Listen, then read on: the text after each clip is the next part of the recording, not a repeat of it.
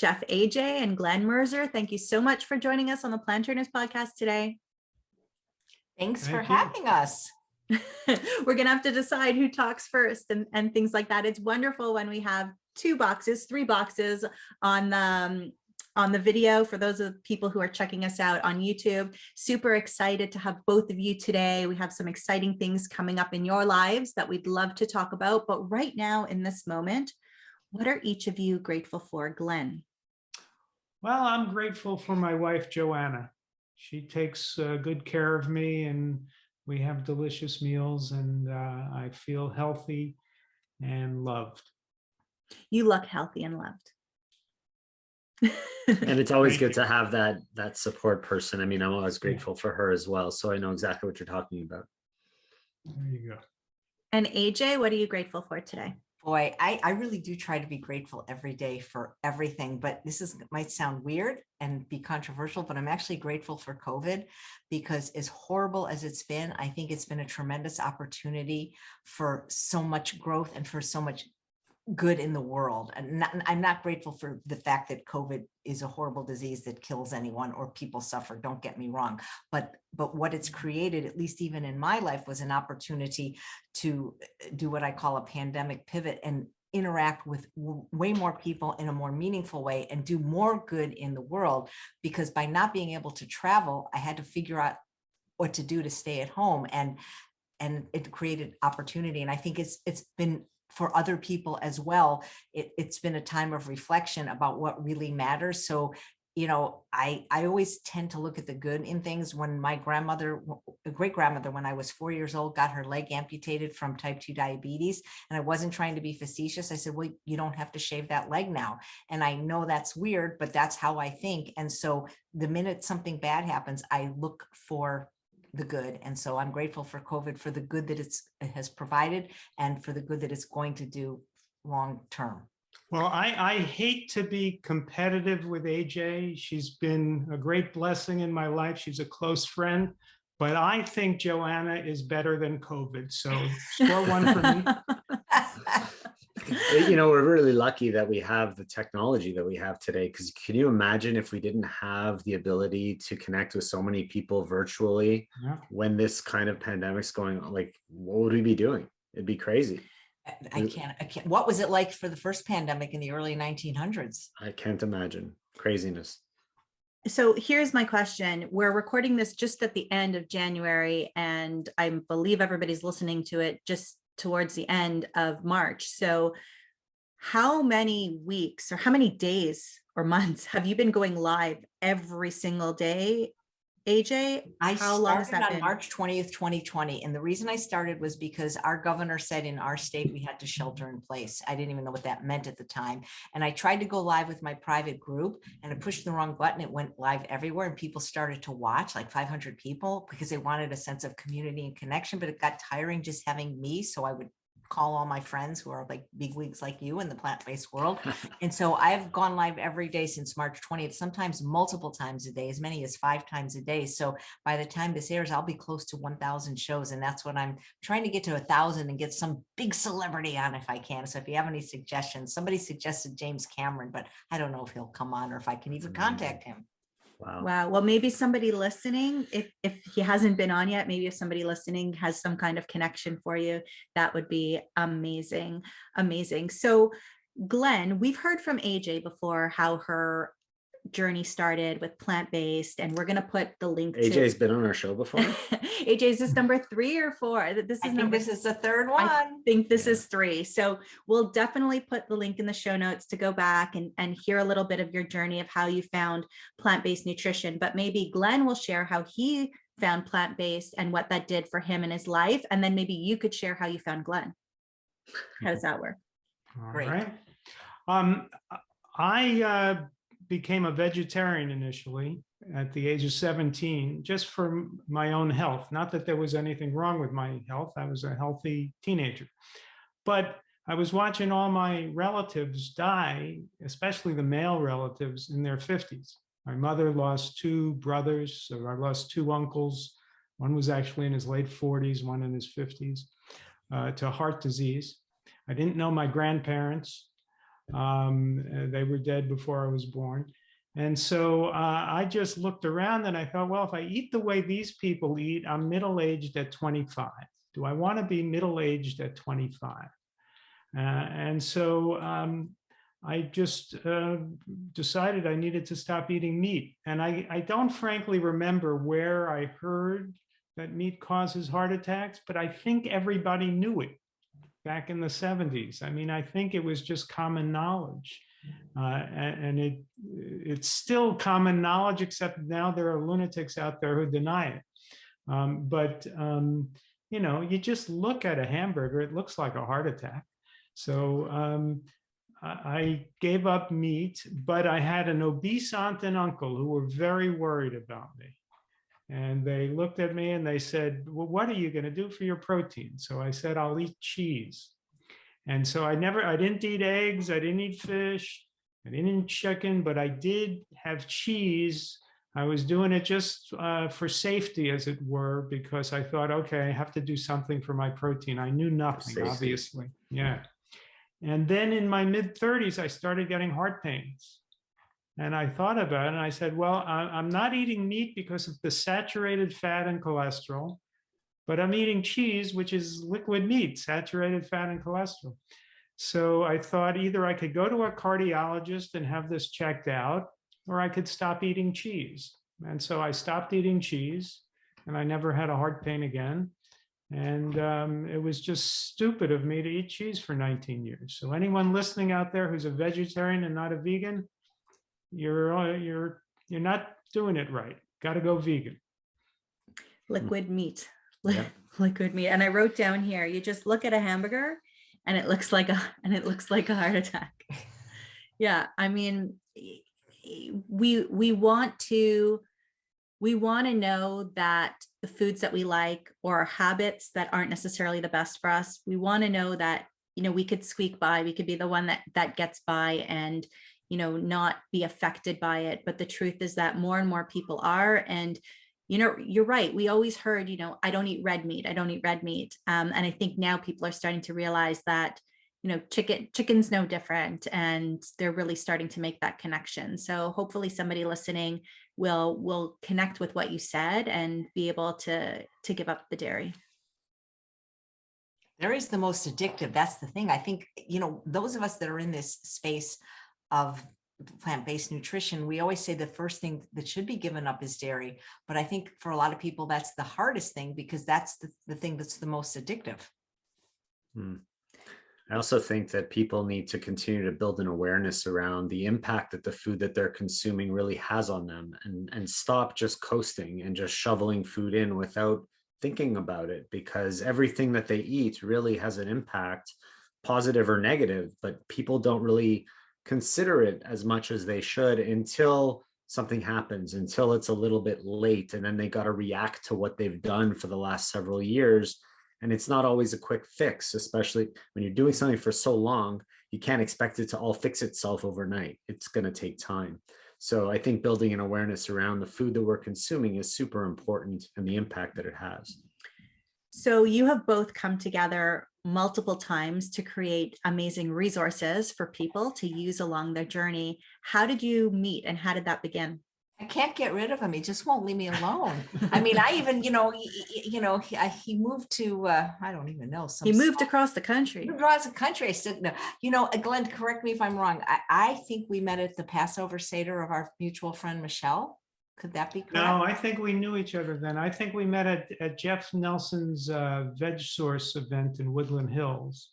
But we didn't become friendly, I think, until Michelle invited us. I think. Maybe. And what I remember, you know, it was this big Veg Source event, hundreds of people there. And there was this one woman who kept talking whenever there was the microphone for the questions for the doctors. There was this one woman who kept going to the microphone and asking 5 questions. And that was Chef AJ. And I didn't know who she was. So at some point, either I introduced myself or somebody introduced me to her, and we became friends. But I think she got more attention at that Veg Source event than like Dr. McDougall. Well, I was trying to get them to ask me to speak, and they didn't Yeah. ask me until the very, very last conference that they had. Well, and you haven't stopped speaking since. I mean, every event we've spoken at, you've been there for sure. And then, tenfold. So you're extremely coveted now. People love to hear what you have to say, and they love showing up for you. And I mean, part of that is because you've been so well known for your book Unprocessed. And why don't you tell us a little bit about what's going on with that now? Well, a publisher wanted to buy it originally, and Glenn really didn't want to let it go to a publisher because he had experience with publishing, and so he really wanted to self-publish, which, there's pros and cons, I'm sure, to both. And so I never realized that dream of being with a publisher, and maybe it's not a dream, maybe it's a nightmare, huh, Glenn? But the thing is so we're joking because our publisher is of publishers couldn't be nicer. He's a vegan guy, vegan hippie named Bob Hopfizel from Glenn. What's the name of his Tennessee. Yeah, but what's the name of his company? Oh, it's Book very publishing hard to company. remember. The Book Publishing Company. When I heard there was a publishing company called the Book Publishing Company, I said, let's go with these guys. They're very creative. No, but it's true, because I've always liked Bob. I mean, every event that I was ever at, he was always there, and his authors seem to love him, and he's just a kind person, and I just really liked him. And so the idea was that things have changed. When we write a book, I think when anybody writes a book, we write the best book we can at the time with the knowledge and the information we have at the time. When you know more, you tell people. And so we thought Unprocessed was a good book, especially my first book. But I learned more as I started to study more and take, the Dr. McDougall Starch Solution course and the T. Colin Campbell Nutrition course. And so we decided to update it with what we had learned, but also this time because we had a publisher, we could include some color photos, which we didn't have of the recipes. And we had the enormously talented food photographer, blogger, and chef Hannah Kaminsky do the photos, which are going to be a nice addition. We added 30 new recipes. And probably most important is that we provided alternatives for the recipes that were there. So I did not understand calorie density before 10 years ago. And that's why I was 50 pounds heavier. I was fairly healthy, but I had excess body fat. And by putting the dessert section at the beginning of the book was not the best idea. And a lot of the recipes were very high in fat, which for people that the book was intended for, like my friend Sharon McRae, who was transitioning 3 young children, this was fine, but it really wasn't for people that were trying to lose weight. So what we did is we kept the original recipes to keep the integrity of them, but provided low-fat options. So I learned ways to do that. So for example, a very popular recipe in Unprocessed, very simple recipe is called faux parmesan. You take walnuts, you take nutritional yeast, and you take seasoning, either with salt if you eat salt or salt-free, and you make this sprinkle that's delicious on vegetables and lasagna and pasta, even on popcorn. But it's really high in fat from a couple walnuts. Well, I found that, guess what? You can use oats. Oats have significantly less fat, but it tastes delicious. So tweaks like that. Or for example, places where nuts were being used, I found you could use beans. So we give the original recipe, the updated way to do it, 30 new recipes, photos. And what else has changed, Glenn? Because you're more And a about the forward work. by Dr. McDougall. Yeah, that's pretty nice, because he doesn't like, when you asked me what am I grateful for, I probably should have said that, because he generally doesn't write forwards. And so that was very, very nice of him. That's pretty cool. I love hearing these updates. There are people listening that probably haven't heard of the book Unprocessed. They probably didn't listen to our previous episode. They didn't get the book. What's the essence of the book other than the recipes? You take it, Glenn. Well, the essence is to eat a whole foods, plant exclusive diet. So rather than getting your food in boxes, in the supermarket, you go to the produce aisle and you get natural plants, and you use AJ's recipes to turn them into delicious dishes. So, if you take plants and put them in a food processor, it's still a whole food. But if you get it in a box and it's mixed with a whole list of ingredients that you can't read without your eyeglasses, then you're not eating a whole food. So I want to comment on that for a moment, because I just want everybody to know that there is no such thing as silly questions, as stupid questions, because sometimes people are scared to ask questions. And I have had people ask me personally, if I put it in my food processor, does that make it a processed food? And I've seen people ask that in Facebook groups as well. And oh my God, do I ever feel unrepresented and unconnected to a community before with some of the sarcastic answers that they get. So you should have a safe place to be able to ask questions. And yes, you're right. If it's mashed up by us, it's not processed, right? Yeah, there hasn't been things added to it to make it taste better that aren't grown in the ground. And sometimes it's okay to have a ton of ingredients, especially if you're making it yourself, when you're making chilies and stews and throwing the whole kitchen refrigerator and all of that in. But you're right, when you need your eyeglasses to read it on the can. So these are the things that people need to understand so they don't feel like they can't get what they need. You know, I think the distinction is that, you know, I think of refined versus processed. So, you know, we could have called the book Unrefined, but that would have been a whole nother story, right? You know, because technically, unless you grow the food and pull it out of the ground, everything's processed. Seriously. I mean, because what does processing mean? You know, I looked it up in the dictionary, and here's one: perform a sense of mechanical or chemical operations on something in order to change or preserve it. We don't mind minimal processing, like you know, putting chickpeas in a blender to make hummus. That's not what we're talking about. We're talking about stripping away vital nutrients, fiber, water, antioxidants, things like that. That's what we mean. So we mean that processed food, they shouldn't call it food, in my opinion, but the problem is the ultra processing. It's what they're doing to it. And so if you put a bunch of vegetables in the Instant Pot and push the button, yeah, you're processing it. And if you zhuzh it in a blender, you're processing it, but everything is still intact. You know what I mean? And I think, to me, that's the difference, is the refining of it versus the processing. So Glenn, maybe we should change the name. No, don't change the name. No, don't change the name. Kidding. I think people need to understand that. And that's what's so amazing about it. And that's what's so important. But why is it so important to eat this way? Let's talk about that for a couple of minutes. Well, Glenn, you know why. Why is it important to eat this way? Well, this is the optimal diet. And we're not changing the name because I'm working on my autobiography, which is going to be called Unrefined. The optimal human diet is a plant-exclusive diet that is low in fat and is whole foods. And as far as I'm concerned, that should be considered settled science. I make that point in the book Own Your Health, to which AJ contributed 75 plus recipes. But in Own Your Health, I make the point that people think of nutrition as being controversial. It's only controversial in the sense that in the media, you can find stories that, you know, a paleo nut said this, which contradicts settled science. Because there are no studies that show that heart disease can be reversed with sausage. There are no studies of the health benefits of fried chicken.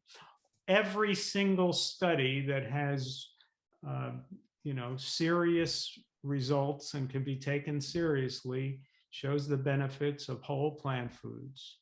And there is no scientific study that shows any legitimate benefits to any animal foods, period. It's just that if you take a study of 150,000 people who are self-reporting their food intake, then you could always find people who can interpret it. Well, it looks like the people who ate fish did a little better than the people who didn't eat fish. So the fish reduces heart disease. Well, no, that's if you want to do a serious study, you take 100 or 1,000 people who eat the way we do, who eat a low-fat plant-based diet, and then you compare them to the people who eat fish, and then you see. But if you're going to, have a broad population, you could always misinterpret the data. So all the science shows that the optimal diet is a whole foods, low-fat, plant-based diet. I just thought of a good answer to your last question while Glenn was talking. I think where it's processed is significant, because the thing is I don't know. I actually knew one person, and that's because that was their job, but I really don't know anybody that can go out in nature, tap a maple tree, get 40 gallons of sap and boil it down to 1 gallon of maple syrup. So thinking of it as you want to eat food that comes from a plant rather than being processed in a plant. But I think the processing that we do at home is not the same as what the food manufacturers do, because I don't know anyone really that can make white flour or white sugar or agave or maple syrup or I mean, most people can't even make pasta. I mean, you can if you're a chef, but think about it. So really where the processing is happening, I think is significant. Glenn? Not to mention oil. Yeah, I don't know anybody. That Well, can- let's mention oil. Let's mention oil and sugar and salt.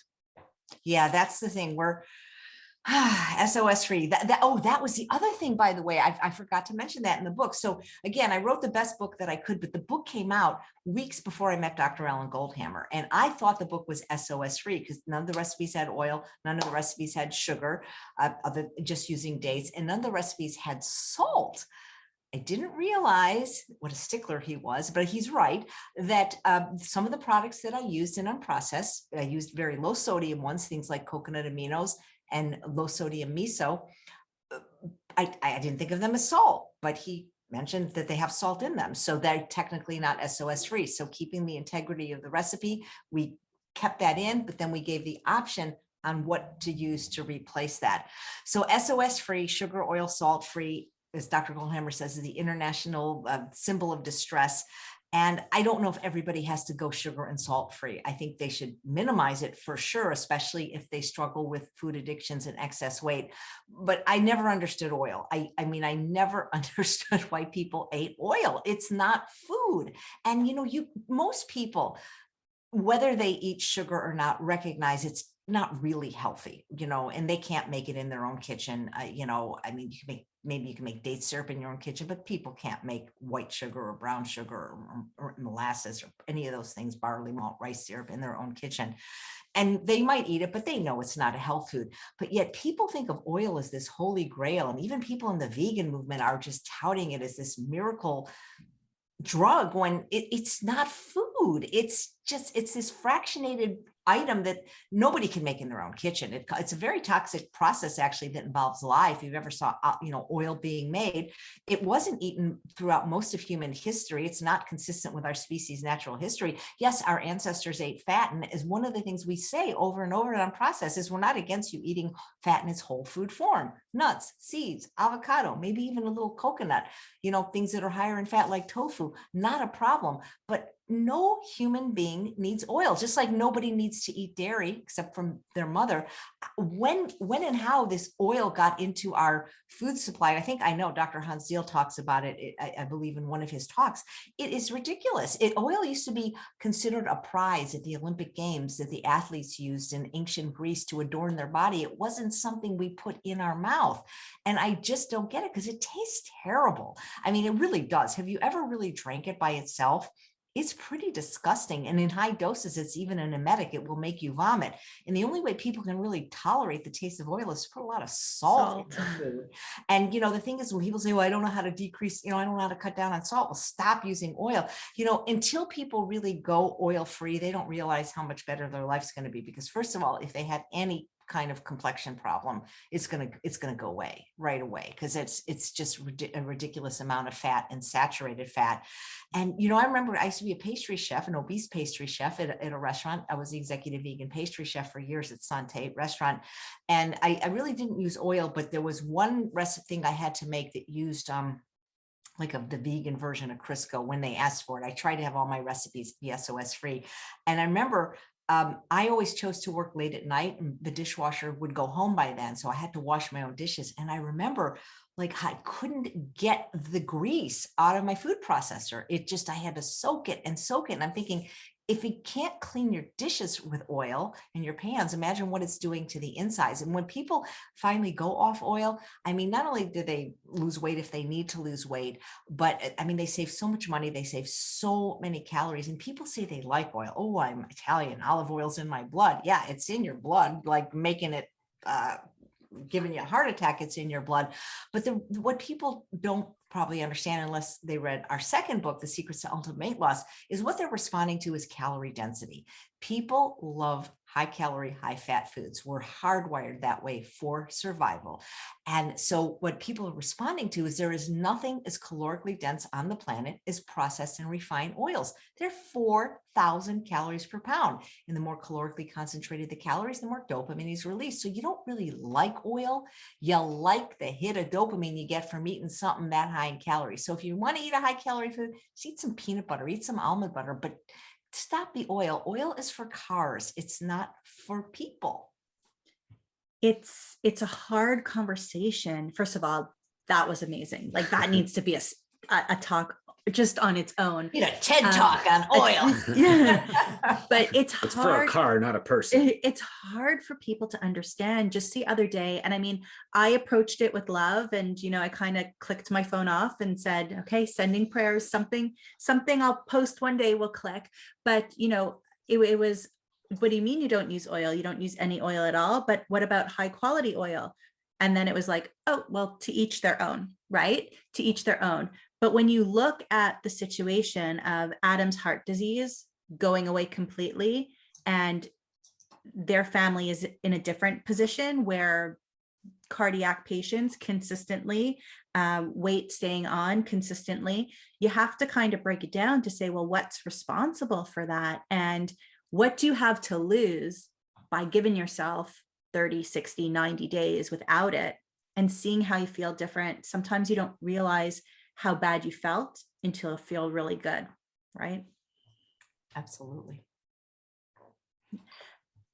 So what other books have you guys collaborated on, and where else can some of our listeners find some great information?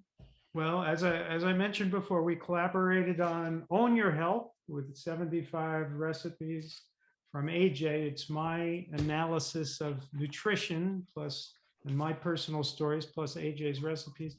And then AJ contributed 5 recipes to my book, Food is Climate. And then she wrote, and I helped her with the editing of the bestseller, The Secrets to Ultimate Weight Loss. Thank you, Glenn, because I tend to write like I talk. I just, it all comes out really fast and in a lot of words. And Glenn is like David, who chiseled down the Michelangelo. That's what he does to my work. So that was a really fun project we did together. And Glenn, I think it was Michelangelo who chiseled down the David. You see how I help? No art history. But Glenn, didn't you say you learned something from working with me on secrets? Oh, I learned a lot from working with you on both books. No, but I mean, because like what's really interesting is Glenn is like my husband. He's a slender guy. Wait a minute. Charles is your husband. No, but I mean, you don't, I think that you really didn't understand food addiction when we first came together. Like, cause you'd even say, well, I don't understand why this certain person is overweight. Like, I don't think you really understood that the impact it had, or that it really was a disease for some people, that because people like you and my husband that have never struggled with weight, you might look at this like, well, I don't get it. Just like I don't drink alcohol. And so I don't do this, but I don't say to people that are alcoholics, well, I don't get it. You know, but I think you learned a little bit and maybe had more compassion and understanding as food addiction as a disease. Well, okay, I'll take that. I've never had that kind of addiction. So even cigarette smoking, I intellectually understand that nicotine is addictive and it's difficult for people to stop. I understand that, but I've never experienced it. So, and it's the same with food addiction. Maybe to an extent, I mean, I know as a kid, I ate a lot of cookies. So I remember that, eating sweets was hard to stop. I experienced that.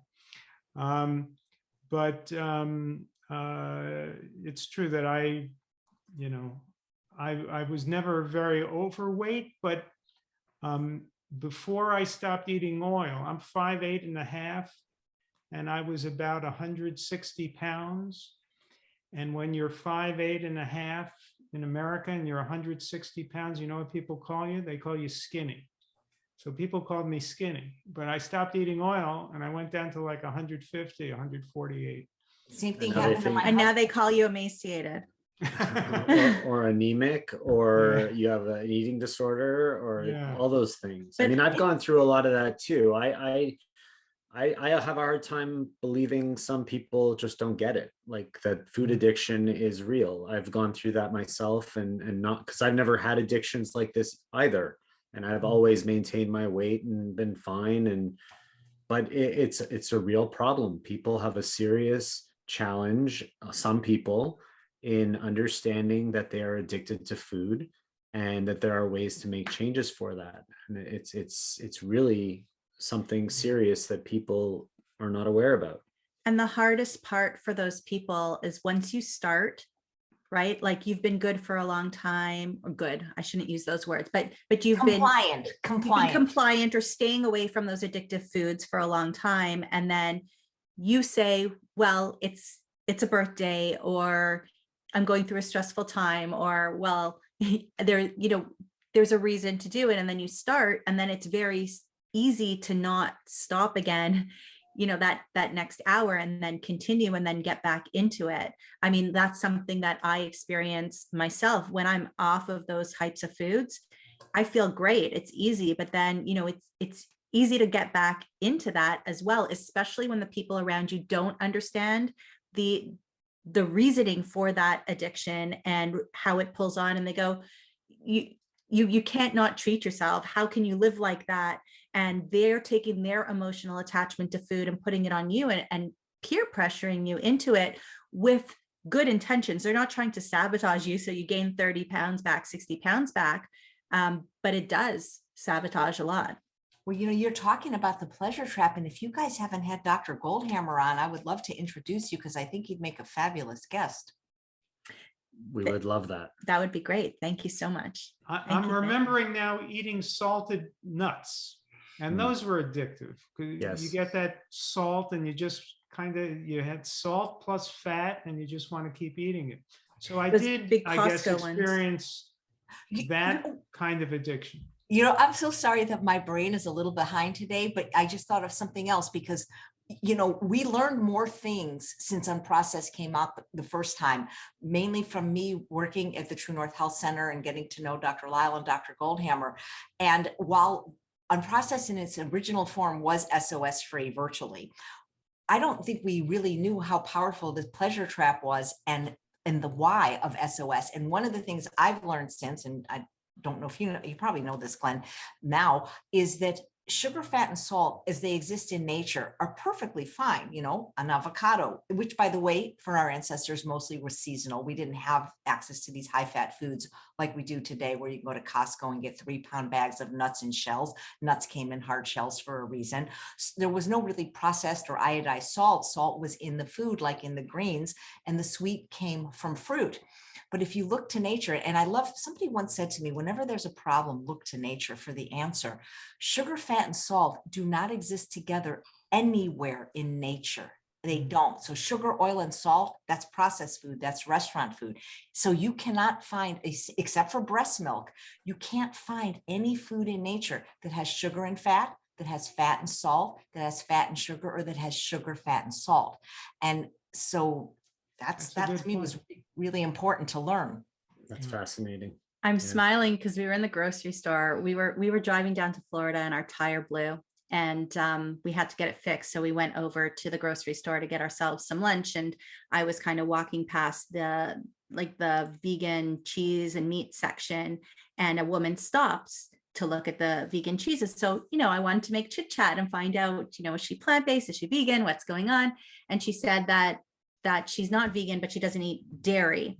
She said she would drink goat's milk if she got it directly from the farm, directly from there. And I said, oh, really? Why is that? And she said, because it's identical to human breast milk. Really? And I said, okay.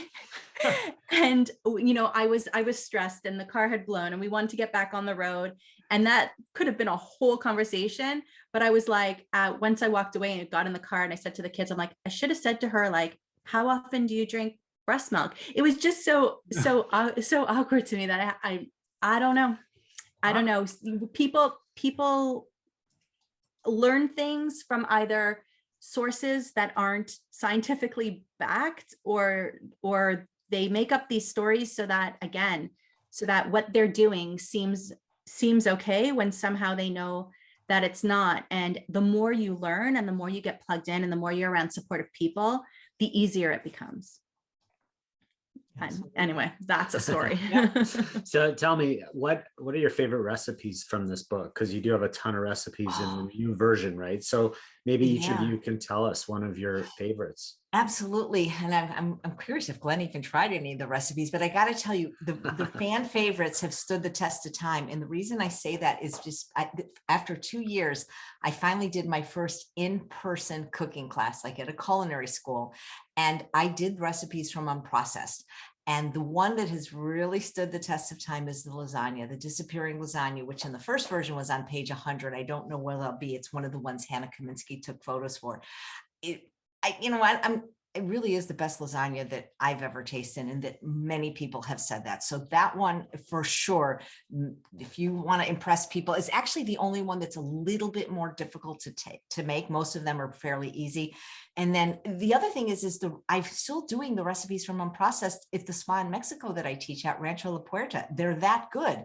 And the other one that they love is the stuffed mushrooms, the pesto stuffed mushrooms, which of course now we have a lower fat version. You can use beans instead of the pine nuts, but those two have stood the test of time for sure. Oh, the other one that people love is the quinoa salad with the pistachios, which are optional now in the new version, and currants and pomegranate seeds.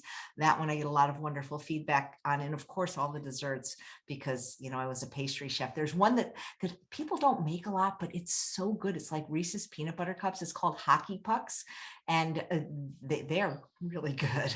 Those sound Canadian. We got to make them. They sound Canadian. Yeah. Glenn, have you tried any recipes from Unprocessed? The disappearing lasagna, and it disappeared. And it disappeared. Amazing. Well, before we all disappear, we would love to know for each of you where you would like people to go if they want to order the book. Can they pre-order it? Where can they get it? And where would you like them to reach out to you and follow you on social media? Well, it should be available for pre-order by the time this airs. So on Amazon, but if some people don't want to go through Amazon, it'll be available at all of your leading bookstores. Great. And we will link to that in our show notes at planttrainers.com as well. Thank you. And for me, I mean, who knows what the future will bring, but for now, every day at 11 a.m. Pacific time, I am on YouTube and I can interact with you live in the chat where I have a fascinating guest. Shoshana's been on a couple of times.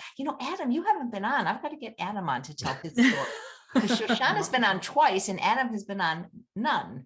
Yeah. Zero. She's beating me 2-0. Yeah, we can make that happen. Absolutely. I'm going to write myself a note right now. I can't beat him on the road, so I need to beat him somewhere. There we go. But also Chef AJ is my name. If you go to chefaj.com, we'll send you some recipes that you might enjoy, and we send out the list of who's going to be on the show for the week. And whenever there's something exciting going on, just find me at chefaj.com. Well, Chef AJ and Glenn, thank you both so much for the impact that you're making through the books that you're writing, through the online teaching that you're providing and offering.